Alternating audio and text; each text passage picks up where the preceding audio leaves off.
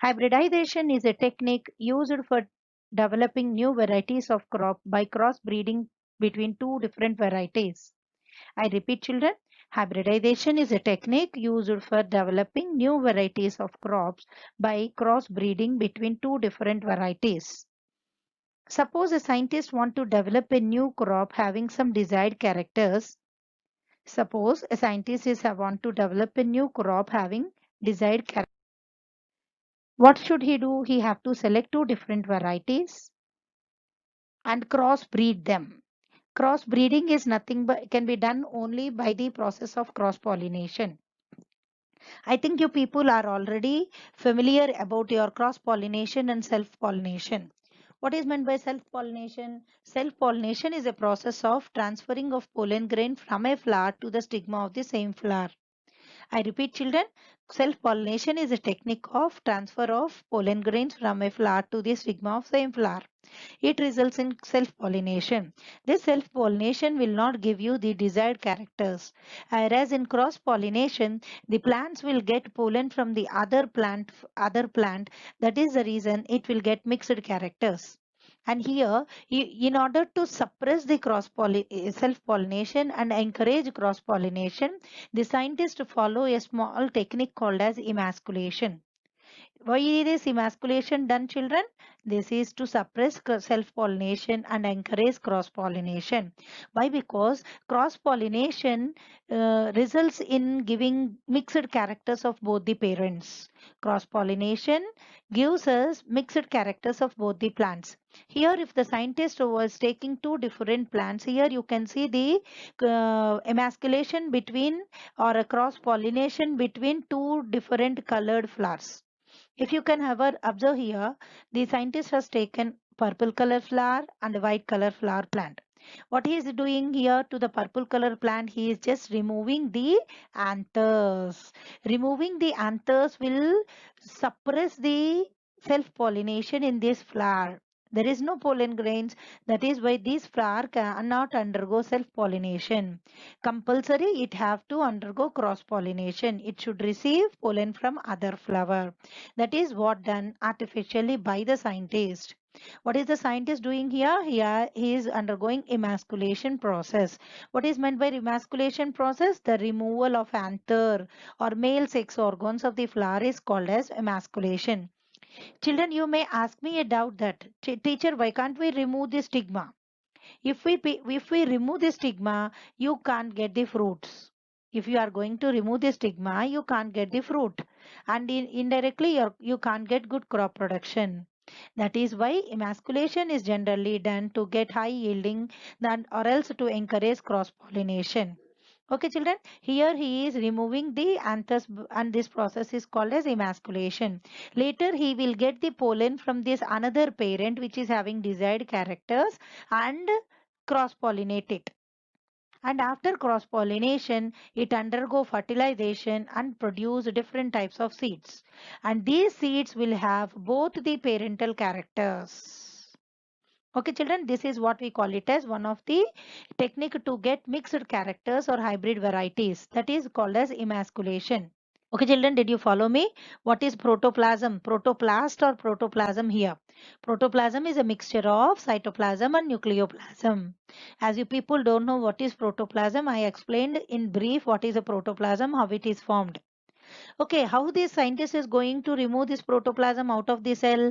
He is not going to remove it. He will add chemicals which will dissolve this nuclear membrane and cell membrane so that your cytoplasm and nucleoplasm fuse together and form the protoplasm in a test tube. He will collect the protoplasm of a plant in a test tube. Madam, whole plant protoplasm he will collect? No. He will isolate the cells from the growing tips of the plants. What are the growing tips? The tips of the plant that grow throughout their life. These are root tip and shoot tip. Okay, root tip and shoot tip. The scientist will isolate a group of cells from the root tip and shoot tip and dissolve these cells in a chemical so that he will get the protoplasm of plant A and protoplasm of plant B. Two or three cells is enough, Nana. As he can't isolate the individual cell, what will he do? He will take a group of cells. And what will he do? He will fuse both the protoplasms of A and B in a test tube. Here you can see when they fuse, no, both the cells are getting combined. Is it not? And form a cybrid. What is meant by cybrid here? Cytoplasm. Cy means cytoplasm. Cytobrid means combination of two cytoplasms. Cybrid is a cell formed by the combination of two cytoplasms of two different cells. Two cells. A hybrid cell which is formed by the combination of two cells. And after this hybrid start growing, you see, you can see some sprouting of your seeds in your houses. Such type of sprouting can take place in the test tube itself. This hybrid will start sprouting within 4 or 5 days, and after it started sprouting, no, he will transfer this hybrid to a pot with soil, and he will maintain until it grows into a small plant. After that, he will transfer it into a soil and grow there as a plant breed. And the plant which comes from this hybrid will give you the seeds of all the desired characters. Okay, children, did you understand how is this hybridization technique takes place? It is also called as protoplasmic fusion. First, the scientists will isolate the protoplasm of two cells of desired plants and fuse them in a test tube and form a hybrid. After this hybrid starts sprouting, he will transfer it into a pot, and after he get a plantling, he will transfer it into a soil and grow the plant there. And he will keep on observing it and providing all the required nutrients and protect that plant and get reproduction, and he can observe the hybrid qualities, and the seeds produced from such a type of hybrid plant we can call them as hybrid seeds. Okay, children, this is a hybridization technique which can increase if you use such type of seeds, no, you can increase crop production. This is one of the method to increase crop production. See, these are the hybrid varieties of a paddy and a mixed variety of potato and tomato. See, generally the paddy plant will give you, the local varieties will give you less grains, whereas this hybrid variety of paddy is giving you number of grains to each plant. Obviously, if you use these hybrid varieties, no, what happens? Your crop production increases. And next, coming to your another type of hybridization, you can such a type of crossbreeding can be done between two plants. Here, the crossbreed is formed between a tomato plant and a potato plant, and we call it as a pomato plant. See, if I go for planting such a type of pomato plants in my field, no, I will get two crop at a time. That means I am increasing production in the same field, amount of field with the same investment. I am getting double benefit. I will get a potato crop as well as I will get a tomato crop. In this way, if you can use this hybridization technique, you can increase the crop production. Okay, children, that is about your crop production. Now coming to the next topic, that is green revolution. What is meant by green revolution? Green revolution is the revolution which is started in 1960s and 1917 in India, in our Indian, and it is brought by importing high yielding varieties from Mexico. And they started increasing the wheat crop production, which resulted in the good crop production in your wheat crop.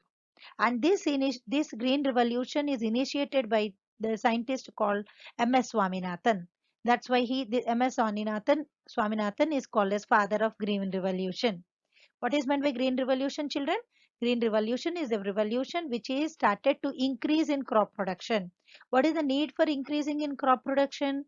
In order to meet the food requirement for the growing population. That's all about green revolution, children. Who is called as father of green revolution? M.S. Swaminathan. And now our next topic is nitrogen cycle. What is our next topic, children? Yes, nitrogen cycle.